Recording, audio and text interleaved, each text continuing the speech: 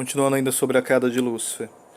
Tendo como base aquilo que conhecemos ou conseguimos reunir acerca de suas origens, muito do que sabemos por nossa própria experiência com os espíritos do mal se encaixa naquilo que poderíamos esperar. O aspecto mais notável para muitas mentes modernas, contraditório de tais espíritos é que, embora eles não existam fisicamente, cada um parece ser um ente pessoal inteligente. Esse é um dado constante e primário da fé cristã no tocante a tais espíritos e é corroborado por evidências obtidas em exorcismos. Na psicologia moderna, os termos personalidade e pessoa têm sido associados à consciência psicofísica. Toma-se a personalidade como um complexo de atos psicofísicos: emocionar, se ter vontade, sentir, desejo, pensar, imaginar, lembrar, e de ações externas motivadas ou influenciadas por tais atos internos. Todos são quantificáveis. Uma pessoa é alguém dotada de um complexo mais ou menos consistente e qualificável de tais atos e ações. Deste modo, uma pessoa de personalidade desequilibrada é alguém cujo complexo de atos e ações não apresenta o tipo, a atenção ou a frequência normalmente observada e socialmente aceitável. É claro, não terão o menor cabimento quaisquer considerações sobre espíritos pessoais e incorpóreos, caso aceitemos essa terminologia moderna como abrangente e correta, já que nessa terminologia, pessoa e personalidade são materiais, fracionadas, dimensionais, mensuráveis e, por fim, deterioráveis. O pensamento e a fé cristã clássicos sobre pessoa e personalidade são muito diferentes e ecoa a convicção natural da maior parte dos homens e mulheres. Pessoa é no pensamento cristão um espírito. Como tal, é indescrutível, pode querer e pensar. É irrestritamente responsável por aquilo que pensa, quer e faz, e ainda é capaz de autoconsciência. No pensamento cristão, personalidade é outra palavra para a individualidade total da pessoa. A alienação, a redução desse centro interno e autoconsciente de responsabilidade do sujeito a um punhado de divisões arbitrárias, algo chamado pensar, algo chamado querer, algo chamado agir. É a loucura propriamente dita, porque esses conceitos de pessoa e personalidade se aplicam a Deus e a espíritos incorpóreos, assim como se aplicam a seres humanos.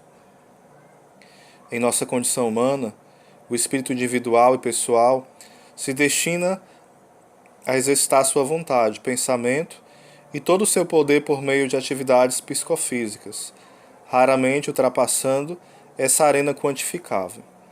Os espíritos do mal em questão não são pessoais nesse sentido, incorpóreos. Suas identidades individuais não dependem de uma identidade física. O ensinamento cristão diz que eles pensam, querem, agem, são autoconscientes e exercitam seu poder pura, simples e diretamente sem atividade psicofísica. Experiências com espíritos do mal em exorcismo comprovam isso.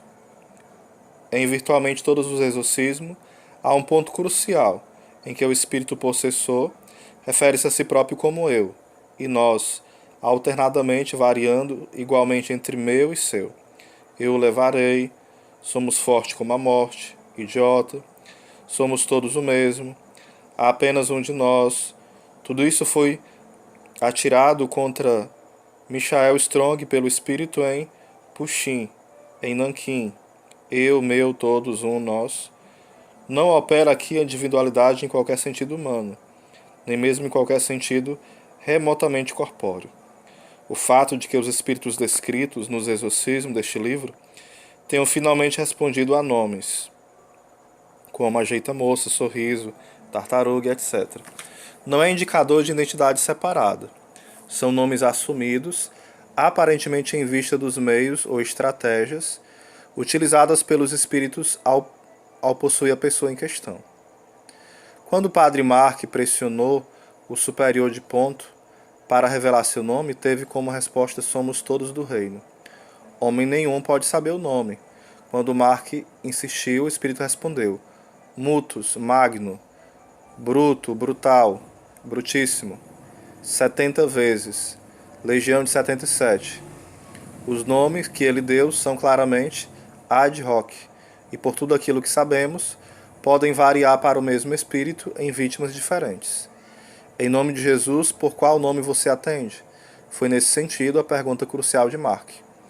Não obstante o comportamento dos espíritos, em infindáveis variações, exorcismo a exorcismo, sugere alguma identidade comum, coagulante do tipo que, embora os unifique, os mantém distinto em suas personalidades e faz de todos eles, com efeito, um só em responsabilidades e intenções.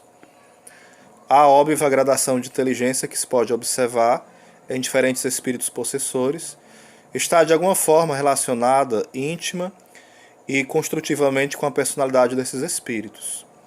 O familiar de James, tio Ponto, por exemplo, era claramente menos inteligente que a tartaruga, possessor de Cal, ou do que Sorriso, que manteve Marianne cativa. Os truques de Ponto não foram além de um cômico grotesco. Ele nunca demonstrou a sutileza de Sorriso, ou a sofisticação da tartaruga.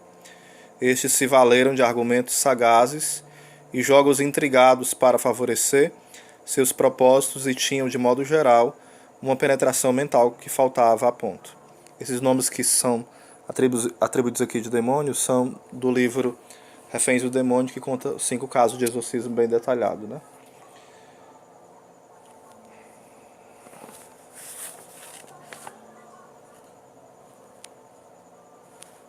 Essa diferenciação entre inteligência, entre espíritos, parece culminar na fidelidade mais estranha e servil ao Senhor de todo saber, como autodenominava o demônio que se chamava tartaruga. Aqueles que aceitaram, aqueles que aceitam, reclamam, querem o que ele quer, disse o superior. Mutus. Apenas a vontade, respondeu a Padre Mark. A vontade do reino, a vontade da vontade, da vontade. O servilismo fiel a Lúcifer por parte desses espíritos do mal só é menos intenso do que o medo covarde e o ódio que tem por Jesus, que é livre e descaradamente demonstrada a qualquer menção do seu nome ou visão de coisas e pessoas a ele associadas.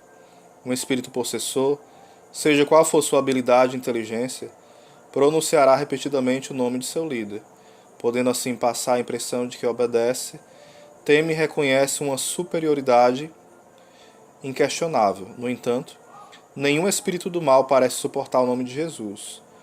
Ele será chamado de outro, o último, aquele, o inominável, ou de algum dentre tantos outros nomes dessa obscura ladainha. Do mesmo modo, nenhum espírito do mal ouvirá o nome de Jesus sem revoltar-se.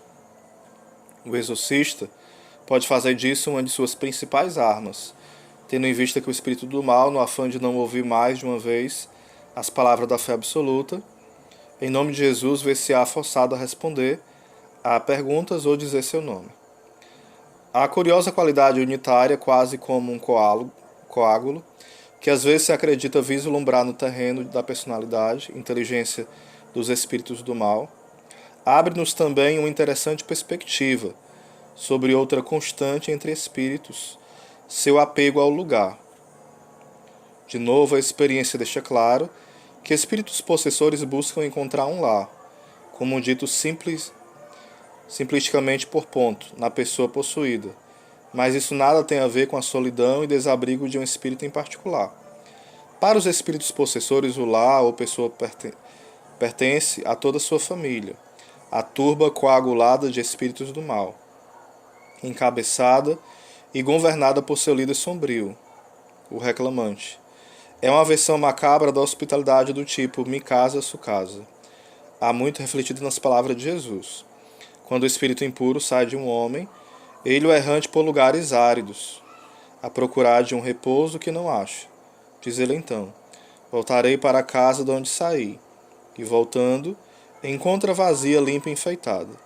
Vai então buscar 7 outros espíritos, piores que ele, e entram nessa casa, se estabelecem aí. 7 é a fórmula bíblica para expressar qualquer multidão.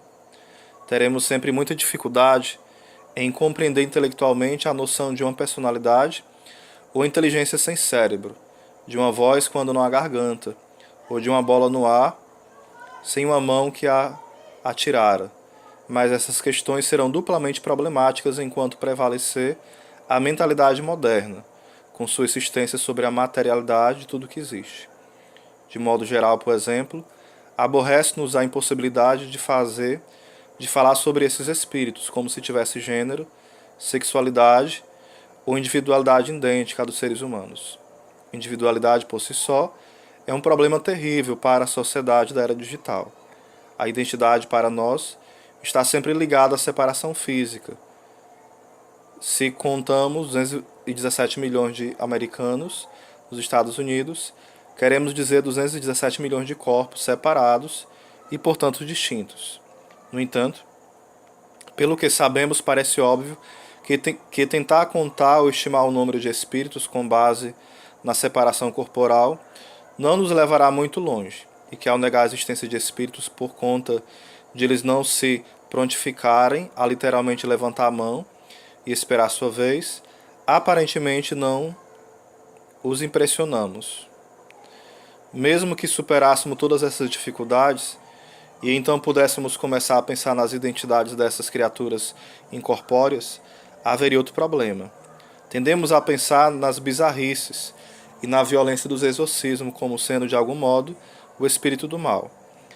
Em nossa compreensível fascinação pelos gritos e objetos voadores, pelos odores, pelo papel de parede rasgado e pelas portas batendo, tendemos a tomar esses eventos como o próprio espírito. Isso é mais ou menos como confundir a bola de beisebol com um lançador. As melhores tentativas de se descobrir a identidade dos espíritos individuais parecem se basear em suas características mais marcantes, a curiosa e inconstante hierarquia de inteligência e força de vontade que liga o mais reles familiar à Lúcifer em pessoa. Por causa dessas diferenças de inteligência e vontade, os espíritos se diferenciam em suas atividades, unificam-se, como dissemos, em suas responsabilidades e intenções. Subordinam-se sempre à vontade da vontade da vontade. Suas atividades, o modo como agem, parecem, no entanto, diretamente ligadas a níveis distintos de inteligência e às diferentes potências de suas vontades concentradas. Tal diferença em atividade se comprova dramaticamente através dos 5 casos relatados neste livro.